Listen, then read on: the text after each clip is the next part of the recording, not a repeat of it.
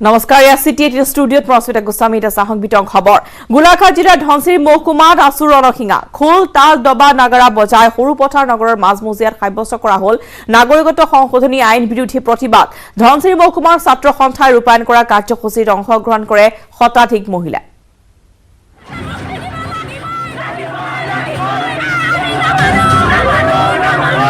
নাগৰিকত্ব সংশোধনী আইন বাতিল কৰক অখিল গগৈক মুকলি কৰি দিয়ক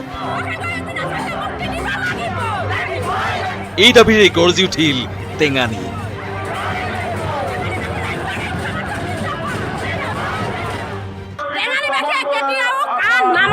প্ৰথম কথা 2 নম্বৰ কথা হৈছে অখিল গগৈ গণমুক্তিৰ যি তেওঁ কণ্ঠ সেই কণ্ঠ কাৰাৰুদ্ধ কৰা হৈছে সেইকাৰণে আমি আজি টেঙানী গৰ্জনৰ পৰা আমি এটা কথা স্পষ্ট কৰি দিব বিচাৰিছো হয় অখিল গগৈ আৰু তেওঁ সতীৰ্থক বিনা চৰ্তে মুক্তি দিয়ক নহয় টেঙানী গৰ্জনে টেঙানীবাসী ৰাইজ হিচাপে আমি পৰৱৰ্তী সময়ত আৰু বেলেগ পন্থা ল'বলৈ যেতিয়া বাধ্য হ'ম তেতিয়া কিন্তু চৰকাৰে দুখী হ'ব ডেকাৰ পৰা বুঢ়ালৈ সকলো ওলাই আহি গোলাঘাট জিলাৰ বৰপথাৰ টেঙানীত উচ্চ স্বৰে শুনা গ'ল টেঙানী গৰ্জন পুৰণি সতীৰ্থ একেমুখে ওলাই আহি একত্ৰিতভাৱে কৈছে যে অখিল গগৈক মুক্তি দিব লাগিব আৰু বাতিল হ'ব লাগিব গতিকে সেইকাৰণে আমি ক'ব খুজিছোঁ চৰকাৰে যি সময়ত বিভাজন কৰিব খুজিছে চৰকাৰে যি সময়ত অখিল গগৈক একাষৰীয়া কৰি জাতীয় মুক্তি আন্দোলনখন বিপথে পৰিচালিত কৰিব খুজিছে সেই সময়ত প্ৰত্যেকজন পুৰণি সতীৰ্থ আৰু 42খন টেঙানী গাঁৱৰ ৰাইজে ক'ব খুজিছে যে অখিল গগৈক মুক্তি দিব লাগিব এই কাৰ্যসূচীত অংশগ্ৰহণ কৰিলে গণশিল্পী মহেন্দ্ৰ হাজৰিকায়ো নিউজ 18 অসম নৰ্থ ইষ্ট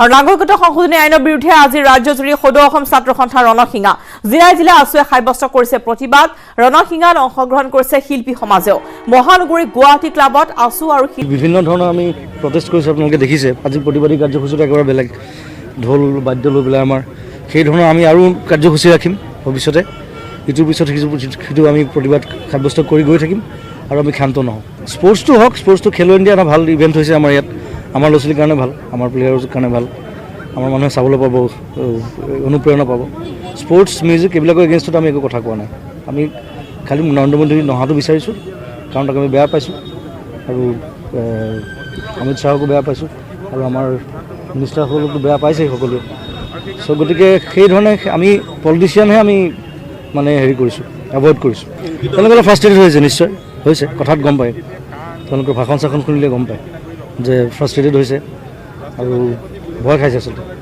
ইতিমধ্যে আমি অহা 17 তাৰিখলৈকে আমাৰ কাৰ্যসূচী ঘোষণা কৰিছোঁ বিহুৰ সময়ত 2 দিন মানুহে মেজিত জ্বলাই দিব জুহালত জ্বলাই দিব আৰু তাৰ পিছত আমি 17 তাৰিখে শিল্পী দিৱস আছে শিল্পী দিৱস আমি দৰং জিলাত আমি ইতিমধ্যে আয়োজন কৰিছোঁ আমি ভাবোঁ যে অসমৰ শিল্পী সমাজ 30টা জাতি জনগোষ্ঠীয় সংগঠন আৰু সদৌ অসম ছাত্ৰ সন্থা AJYCP আমি একত্ৰিত হৈ পেলাই এই সংগ্ৰামখন যিহেতু দীঘলীয়া হ'ব কাৰণ কেন্দ্ৰীয় চৰকাৰে অসমৰ মানুহক অন্যায় কৰি অসাংবিধানিকভাৱে অসম চুক্তি বিৰোধী এই আমাৰ ওপৰত জাপি দিছে আমাৰ ভাষা সংস্কৃতি নিশেষ হ'ব আৰু সেইকাৰণে আমি কৈছোঁ যে এই সংগ্ৰাম ৰাইজৰ সংগ্ৰাম ইয়াত কোনো ভাড়াতীয়া মানুহ আনি সংগ্ৰাম কৰা হোৱা নাই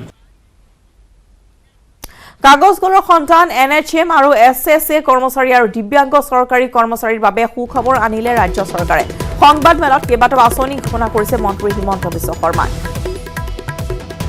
কাগজ কলৰ সন্তান যিসকলে ইতিমধ্যে কিছুদিন পূৰ্বে এনেদৰে নিজৰ পৰীক্ষাৰ বাবে বা নিজৰ পঢ়া শুনাৰ খৰচ উলিয়াবলৈ ভিক্ষাৰ পাত্ৰ হাতত ল'বলগীয়া অৱস্থাৰ সৃষ্টি হৈছে যি বাতৰি সম্প্ৰচাৰ হৈছে নিউজ 18 অসম নৰ্থ ইষ্টত আৰু ইয়াৰ ফলতে বহুকেইগৰাকী হৃদয়বান লোকে সঁহাৰিও আগবঢ়াইছিল কিন্তু এই সকল কাগজ কলৰ সন্তানলৈ এটা সুখবৰ আছে ৰাজ্য চৰকাৰে আনিছে সুখবৰ লগতে NHM আৰু SSA কৰ্মচাৰী আৰু দিব্যাংগ চৰকাৰী কৰ্মচাৰীৰ বাবে এয়া সুখবৰ ৰাজ্য চৰকাৰৰ তৰফৰ পৰা আজি বিত্তমন্ত্ৰী হিমন্ত বিশ্ব শৰ্মা এখন সংবাদ মেলৰ জৰিয়তে কেইবাটাও আঁচনি কথা ঘোষণা কৰিছে কোনোবাই HPCত কাম কৰা কৰ্মচাৰী সন্তানে আজিৰ দিনত মেডিকেল ইঞ্জিনিয়াৰিং বা সিমিলাৰ কোৰ্স যদি পঢ়ি আছে অসমতে হওক বা অসমৰ ভিতৰতে হওক তেখেতসকলক আমি 1 লাখ টকাৰ এটা এককালীন শুভেচ্ছামূলক বৃত্তি এটা আমি আগবঢ়াবলৈ সিদ্ধান্ত গ্ৰহণ কৰিছোঁ তেখেতসকলৰে যদি কোনোবা সন্তানে পোষ্ট গ্ৰেজুৱেট ডিগ্ৰী বা ৰিচাৰ্চ কৰি আছে তেখেতসকলক আমি এককালীনভাৱে ৭২,০০০ টকা আগবঢ়াবলৈ সিদ্ধান্ত গ্ৰহণ কৰিছোঁ। ঠিক সেইধৰণে তেওঁলোকৰ কোনোবা সন্তানে যদি গ্ৰেজুৱেশ্যন পঢ়ি আছে বা পলিটেকনিক আদিত পঢ়ি আছে ডিপ্ল'মা কোৰ্চ, তেতিয়া তেওঁলোকক আমি ৫০,০০০ টকাৰ এটা এককালীন সহায় আগবঢ়াবলৈ আমি সিদ্ধান্ত গ্ৰহণ কৰিছোঁ।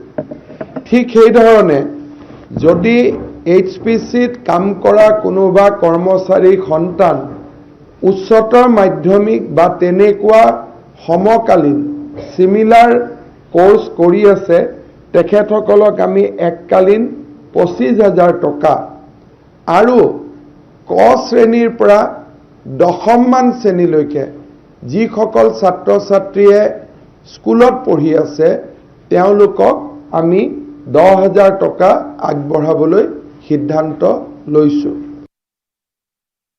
ৰাষ্ট্ৰীয় স্বাস্থ্য অভিযানত কাম কৰা প্ৰায় ৫০,০০০ কৰ্মচাৰীয়ে ১ জানুৱাৰীৰ পৰা কাৰ্যকৰী হোৱাকৈ তেওঁলোকে চিকিৎসাৰ বাবে খৰচ কৰা খৰচৰ বিনিময়ত বছৰি ঊৰ্ধ্বতম ৫ লাখ টকা তেওঁলোকক আমি উভতাই দিবলৈ সিদ্ধান্ত গ্ৰহণ কৰিছোঁ। এই আঁচনিৰ সুফল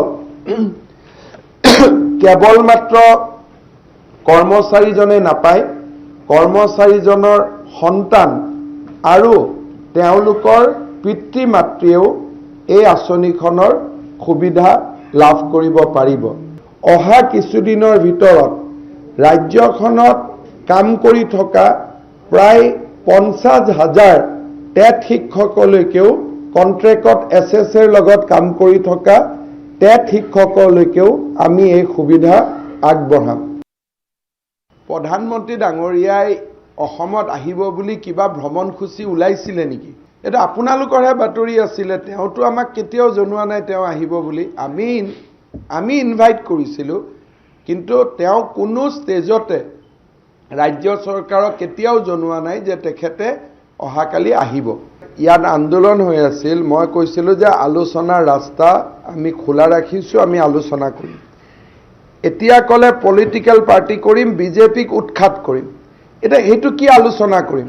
এইটো কি এতিয়া ক'ব লাগিব যে অহাবাৰ মই ইলেকশ্যন নুঠো বুলি? ক'ব লাগিব যে অহাবাৰ মই ইলেকশ্যন নুঠো, এইটো যদি বিচাৰিছে আৰু সকলোৱে বিজেপি উৎখাত হোৱাটো কৈ দিব লাগিব যে বিজেপিয়ে নুঠে। মই যিমান ভাষণ শুনি আছোঁ এইকেইদিন, বিজেপিক উৎখাত কৰিম, ৰাজনৈতিক দল হ'ব, এওঁলোকৰ অহংকাৰ বেছি হৈছে, এওঁলোকক শাস্তি দিম, এইবিলাকেতো কৈ আছে। কেৱল কোনটো ধাৰা কোনটো কথা এইটোতো আলোচনা নাই। এতিয়া আছুৰ সাধাৰণ সম্পাদকৰ ষ্টেটমেণ্টত মই কেপ পাওঁ 2 ছেকেণ্ড বা 5 ছেকেণ্ড। বাকী বিজেপি কিমান বেয়া সেইটোৰ ওপৰতে গোটেই ভাষণটো থাকে। এতিয়া এইটোৰ ওপৰত কি আলোচনা হ'ব? মই মাতি সুধিলে যে মই কিমান বেয়া আপোনালোকে কওক, মই শুনি থাকোঁ বুলি। পৰহি বা চৌথা দিনা কেবৰ ওপৰত মই একদম ভালকৈ ক'ম। নগেন শইকীয়া ছাৰে কোৱা কথাৰ ওপৰতো মোৰ অলপ ক'বলগীয়া আছে, অসম চুক্তিৰ ওপৰতো ক'বলগীয়া আছে। বিহুৰ আগত বা পিছত মই একদম সন্তুষ্ট হোৱাকৈ মোৰ বহুতখিনি কথা ক'ব আছে। প্ৰেছ কনফাৰেন্স ভৱেনে শেষ কৰি দিলে, এইখিনি এনে আউট অফ ৱে কৈছোঁ। আৰু তেজপুৰৰ 5 মাইলত নিষিদ্ধ মন্ত্ৰী হিমন্ত বিশ্ব শৰ্মাৰ প্ৰৱেশ। মঙলবাৰে বিশ্বনাথত আছু নেতাৰ সমালোচনাৰ প্ৰত্যুত্তৰ দিবলৈ 250 টকীয়া মানুহ 5 মাইলতহে পোৱা যায় বুলি কটাক্ষ কৰিছিল মন্ত্ৰীগৰাকীয়ে। আৰু এই মন্ত্ৰীগৰাকীৰ বিৰুদ্ধে এতিয়া ক্ষুব্ধ হৈ পৰিছে 5 মাইলবাসী।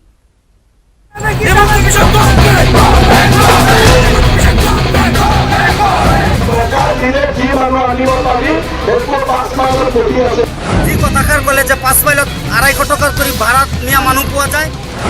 250 টকীয়া ভাত নহয়, এইবাৰ 250 টকীয়া মানুহ বিতৰ্ক। ৰাজ্যৰ ক'ত পায় 250 টকীয়া মানুহ? এই প্ৰশ্নৰ উত্তৰ দিছিল মন্ত্ৰী হিমন্ত বিশ্ব শৰ্মাই।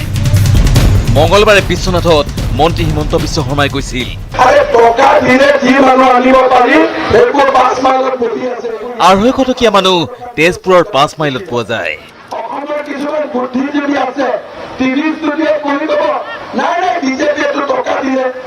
টকা দিলে বাতিৰে যি মানুহ আনিব পাৰি সেইবোৰ 5 মাইলত বহি আছে, এইবোৰ ইয়াত নাপাব আপোনালোকে। মন্ত্ৰী হিমন্তৰ এই মন্তব্যৰ পিছতেই ক্ষুণ্ণ হৈ পৰিছে তেজপুৰৰ 5 মাইলবাসী। বুধবাৰে নিশা তেজপুৰৰ 5 মাইলত ক্ষুব্ধ লোকে দাহ কৰে মন্ত্ৰী শৰ্মাৰ ভক্তলিকা। 5 মাইলত নিষিদ্ধ ঘোষণা কৰিলে মন্ত্ৰী হিমন্তৰ প্ৰৱেশ। 5 মাইলত 2012 চনত নিৰ্বাচনত আহি পেলাই কৈছিলে যে গুজৰাটৰ পাইপেৰে মুছলমানৰ তেজ বয়। অসমৰ পানীৰ পাইপেদি পানী চলে, গুজৰাটৰ পানীৰ পাইপেদি মুছলমানৰ তেজ চলে। আৰু 5 মাইলবাসী ৰাইজৰ ওপৰত কালি যি টুলুঙা আৰু অপমানসূচক মন্তব্য কৰিছে, 5 মাইলত হিমন্ত বিশ্ব শৰ্মাক প্ৰৱেশ কৰাত নিষেধাজ্ঞা জাৰি কৰিছো। সঘনে লুটিবাগৰ দিয়া দল সলনি কৰা মন্ত্ৰী হিমন্ত বিশ্ব শৰ্মাক তীব্ৰ প্ৰত্যাখ্যান কৰে তেজপুৰৰ 5 মাইলবাসী। তেজপুৰৰ পৰা Hemanta Kumar Nath, news 18 north east. জাতিৰ অস্তিত্ব ৰক্ষাৰ প্ৰতিবাদৰ মাজতে অসমীয়া পৰম্পৰাক অক্ষুণ্ণ ৰখাৰ প্ৰয়াস অসমবাসীৰ। ৰাজ্যজুৰি জোৰদাৰ গতিত চলিছে ভোগালী বিহু উদযাপনৰ প্ৰস্তুতি। মাঘ বিহুৰ প্ৰাকক্ষণত ৰাজ্যৰ প্ৰান্তে প্ৰান্তে আৰম্ভ হৈছে প্ৰাক ভোগালী মেলা। কংক্ৰিটৰ মহানগৰীতো চলিছে ভোগালীক আদৰাৰ ব্যাপক প্ৰস্তুতি। আৰু এনেদৰে এতিয়া যিসমূহ প্ৰতিবাদী কাৰ্যসূচী ৰূপায়ণ কৰা হৈছে তাৰ মাজতে অসমীয়া পৰম্পৰাক অক্ষুণ্ণ ৰখাৰো প্ৰয়াস অব্যাহত আছে সমগ্ৰ ৰাজ্যজুৰি। আৰু জোৰদাৰ গতিত চলিছে ভোগালী বিহু উদযাপনৰ প্ৰস্তুতি। মাঘ বিহুৰ প্ৰাকক্ষণত ৰাজ্যৰ প্ৰান্তে প্ৰান্তে প্ৰাক ভোগালী মেলাৰ আয়োজন কৰা হৈছে।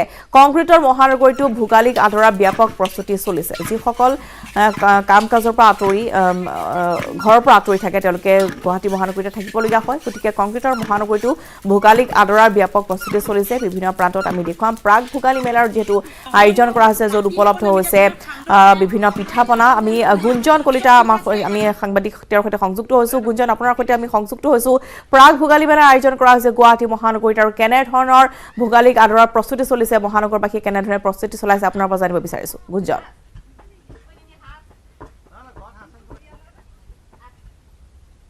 মাজতে বুলি ক'লে ভুল কোৱা হ'ব, কাৰণ কা বিৰোধী আন্দোলন এই ভোগালী মেলাটো অব্যাহত আছে। দেখিছে কেনেধৰণে সকলো ব্যস্ত আছে, আৰু ডাঙৰ এখন বেনাৰ ইয়াত মাৰি থৈছে যে কা আমি নামানো, জয় আই অসম। শ্লোগান ইয়াতো কোনো দিবলৈ এৰা নাই, কিন্তু যি পৰম্পৰা, অসমীয়াৰ যি পৰম্পৰা তাকো কিন্তু সকলোৱে ধৰি ৰাখিব লাগিব। আৰু সকলোৱে এনেধৰণে ইয়াত মহানগৰবাসীক কংক্ৰিটৰ মহানগৰীত যাতে সকলোৱে ভোগালীৰ আনন্দ ল'ব পাৰে, ভোগালী উদযাপন কৰিব পাৰে, তাৰ বাবে সকলো ধৰণৰ প্ৰস্তুতি ইয়াত চলাই থকা হৈছে। আৰু কিনো ইয়াত এইবাৰ বিশেষ থাকিব, কিনো ইয়াত এইবাৰ দৰ্শকসকলে বা সকলোৱে আহি ইয়াত উপলব্ধ পাব পাৰিব, সবিশেষ জানিম বাইদেউ আপোনাৰ পৰা। আৰু বেজ এটা দেখিছোঁ, নৌকা বেজ আপোনালোকে লগাইছে, চাৰিওপিনে দেখিছোঁ নৌকা শ্লোগান আপোনালোকে দি থৈছে, তাৰ মাজত কিন্তু ভোগালী আদৰাৰ প্ৰস্তুতিও চলাইছে। হয়, যিহেতু আমাৰ এইটো পৰম্পৰা, আমি পৰম্পৰা ৰাখিবই লাগিব। তাৰ লগে লগে আমাৰ জাতিৰ প্ৰতি যি আমাৰ এটা হেৰি আহিছে ভাবুকি, সেইটো আমি বিৰোধিতা কৰি গৈ আছোঁ। কা আমি নেমানো, কাক আমি যিমান মানে যোনে যি কওক, আৰু যেতিয়ালৈকে আমি আশ্বস্ত নহওঁ যে আমাৰ জাতি বা আমাৰ ভাষা আমাৰ হেৰি নহয়, সুৰক্ষিত নহয়, তেতিয়ালৈকে আমি কাৰ বিৰোধিতা কৰি গৈ থাকিম। আমি এই মেলাটো আমাৰ বিহু আদৰিছোঁ, লগতে আমি কাৰো বিৰোধিতা কৰিছোঁ। দামবোৰ কেনেকুৱা কৰিছে এইবাৰ? দাম হয়, আমি যেতিয়া নাৰিকল, তিল বা এনেকুৱা চাউল তাউল এইবিলাকৰ হেৰি কৰোঁ, আমাৰ দাম পৰে বহুত। এইবাৰ দামটো বাঢ়িছে, আমি এইটো অনুভৱ কৰিছোঁ। কিন্তু আমি সেই হিচাপত ইয়াতে মানে অলপতো প্ৰভাৱ পৰিবই, গোটেই বস্তুবিলাকৰ যিহেতু দাম বাঢ়িছে, কিছু প্ৰভাৱ পৰিছে দামত, সেনেকেই চলি গৈ আছে। সকলো বিহুত যি লাগে সকলোখিনি উপলব্ধ ইয়াত সকলোখিনি পাব, যাক যেনেকৈ একদম আমি তাতোকৈও এটা ডাঙৰ কথা আমি পৰিৱেশ আমি দেখিছোঁ আপুনি পিঠা বনাইছে, পিঠাবোৰ কেনেকুৱা দামত পাব? বা আমি 100 টকাকৈ দি আছোঁ পিঠা, এখনত 100 টকাকৈ। নাৰিকল পিঠা, তিল পিঠা, টেকেলি মুখত দিয়া পিঠা, গোটেইখিনি ইয়াত আছে। তেল পিঠা, সকলোখিনি ব্যৱস্থা ইয়াত ৰাখিছে। আৰু আন বিপণীসমূহ আছে, তেওঁলোকেও বিভিন্ন ইয়াত বস্তু তেওঁলোকে ৰাখিছে। এইসমূহ দৃশ্য মই দেখুৱাইছোঁ। দৈ, সৰভোগ আদি বিভিন্ন স্থানৰ পৰা দৈ আহিছে, চিৰা আহিছে, লাড়ু, পিঠা, সকলো ধৰণৰ উপাদান ইয়াত পাব, সকলো ধৰণৰ বস্তু ইয়াত পাব। কেনেধৰণৰনো দাম, কেনেধৰণৰনো দৈ আহিছে? ক'ৰ পৰা আহিছে দৈ? ৰামদিয়াৰ পৰা। ৰামদিয়া। কেনেকুৱা দাম? দাম দৈ 150, গৰুৰ দৈ, ম'হৰ দৈ 180 টকা। চাব পাৰি নেকি কোৱালিটি কেনেকুৱা? চাব পাৰি। এইটো দৈ এয়া 180 টকা ম'হৰ দৈ। ক্ৰীম আছে 500 টকা। ক্ৰীম 500 টকা। ক্ৰীম 500 টকা, ক্ৰীম 500 টকা। 500 টকা। এয়া তেওঁলোকে। আৰু ইয়াত যিসমূহ ব্যৱস্থা কৰিছে, চিৰা, এইবোৰ কেনেধৰণৰ দাম? এইবিলাক নাৰিকল লাড়ু 50 টকা, পেকেট পেকেট 50 টকা। চিৰা 100 টকা জহা চিৰা আৰু এই পিঠা 50 টকা পিঠা 50 টকা পেকেট বৰা চাউলৰ পিঠা আৰু এইটো ব্লেক ৰাইচ বৰা চাউলৰ এইটো 100 টকা পেকেট 100 টকা পেকেট আৰু এনেধৰণে তেওঁলোকে বিভিন্ন ধৰণৰ পিঠা তেওঁলোকে ৰাখিছে পিঠাপনা আদি ৰাখিছে আপুনি ক'ৰ পৰা আহিছে মইতো এনে হেণ্ডলুম টেক্সটাইলত চাকৰি কৰোঁ কিন্তু অফিচ ছুটিৰ পিছত মানে ওচৰতেতো চাবলৈ ঘৰ ক'ত মোৰ নলবাৰী এনে ঘৰততো সকলো যোগাৰ চলিছে আছে ইয়াৰ পৰাও কিবা নিম বুলি ইয়াৰ পৰা দেখি চাই ভাল লাগিছে অসমীয়া পৰম্পৰাটো আৰু এইখন ভাল লাগিছে কা নামানো এইটো খুব ভাল মানে আন্দোলন এতিয়া সকলোতো চলিছে সেইটোতো থাকিবই আমি অসমীয়া মানুহ আমাৰ অসমৰ যিটো পৰম্পৰা সেইটো থাকিব আৰু দ্বিতীয়তে আমি কাটো সকলোৱে মানি গৈছোঁ কাৰণ আমি কা নালাগে সেইটো সকলোৱে একমুখে আমাক যেতিয়ালৈকে আমি থাকোঁ আমাৰ অসমীয়া জাতিৰ অস্তিত্ব ৰাখিব লাগিব কাৰণ আমাক কা নালাগে বুলি তেওঁলোকে মন্তব্য কৰিছে আন বিপণীসমূহ আছে তেওঁলোকৰ ওচৰলৈকে যাম বাইদেউ আপুনি ইয়াত ক'ৰ পৰা আহিছে মই ধেমাজি চিলাপথাৰ পৰা আহিছে কেনেকুৱা দাম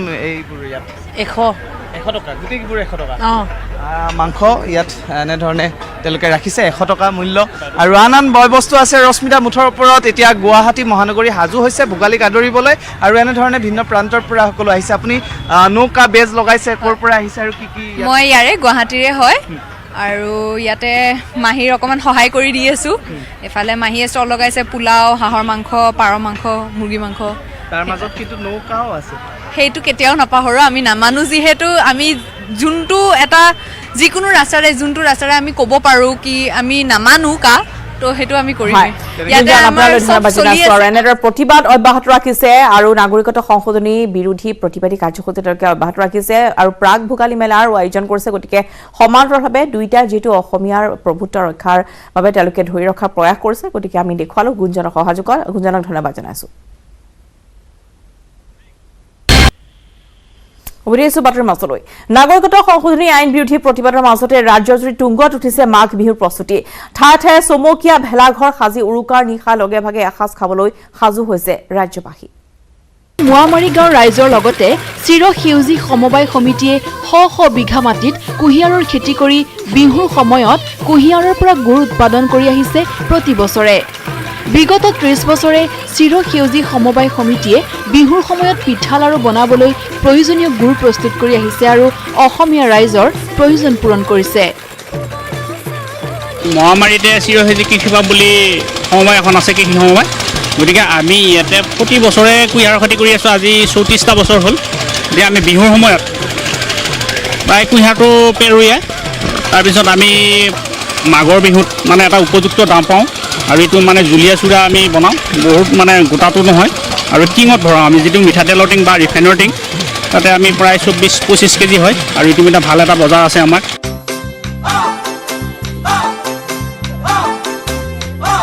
গোলাঘাট জিলাৰ খুমটাই বিধানসভা সমষ্টিৰ অন্তৰ্গত 2 নং খকন্দগুৰিত ভোগালী বিহু উপলক্ষে নিৰ্মাণ কৰা হৈছে আকৰ্ষণীয় ভেলাঘৰ ৰাজ্যত অব্যাহত থকা হাতী মানুহৰ ভয়াৱহ সংঘাতৰ প্ৰতিচ্ছবি তুলি ধৰা হৈছে ভেলাঘৰৰ জৰিয়তে একেদৰে ব্ৰহ্মপুত্ৰৰ বিভীষিকাময় প্ৰলয়ংকাৰী বানত কলৰ ভূৰলৈ এগৰাকী অসহায় মাতৃয়ে কণমানি সন্তানক লৈ নিৰাপদ স্থানত আশ্ৰয় লোৱাৰ এখন বাস্তৱ ছবি প্ৰতিফলিত কৰিছে ভেলাঘৰৰ জৰিয়তে এইখিনি আমাৰ সমস্যাখিনি আমাৰ অসমত আমি দেখি আহিছোঁ প্ৰায় সেই সমস্যাখিনি দেখি পেলাই আমি ৰাইজক ভেলাঘৰৰ যোগেদি আমি দেখুৱাব বিচাৰিছোঁ যে আমাৰ অসমত কি সমস্যা সংঘটিত হৈ থাকে আমি ইয়াত বনাইছোঁ হাতী মানুহৰ সংঘাত সেইখিনি সমস্যা এতিয়া চলি আছে বৰ্তমান আমি ভেলাঘৰৰ যোগে ৰাইজক দেখুৱাব বিচাৰিছোঁ যে হাতী মানুহৰ সংঘাতটো এনেকুৱা অব্যাহত আছে সেইখিনি আমি ৰাইজক দেখুৱাইছোঁ আৰু এটা আমাৰ সমস্যা আছে বানপানী সমস্যা সেই বানপানী সমস্যাটো আমি দেখুৱাইছোঁ ভেলাঘৰৰ যোগে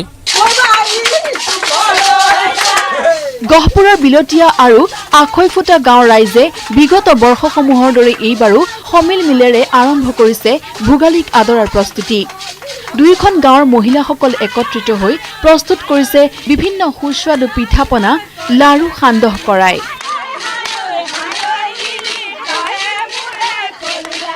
আমি বিহু প্ৰতি বছৰ পালন কৰি থাকোঁ এইবাৰ যদিও কাৰ প্ৰতিবাদ চলি আছে তথাপিতো আমি কাৰ প্ৰতিবাদ পিছলৈ থৈ আগন্তুক আমি বিহুৰ আহি থকা উৎসৱটো আমি পালন কৰি লৈছোঁ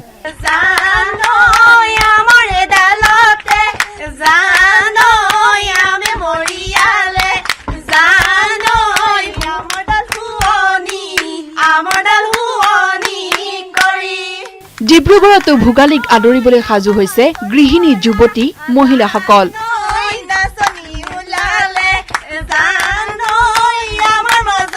ঢেঁকীত পিঠাগুৰি খুন্দি পিঠা পনা বনোৱাত ব্যস্ত হৈছে এইসকল মহিলা bureau report news 18 Assam north east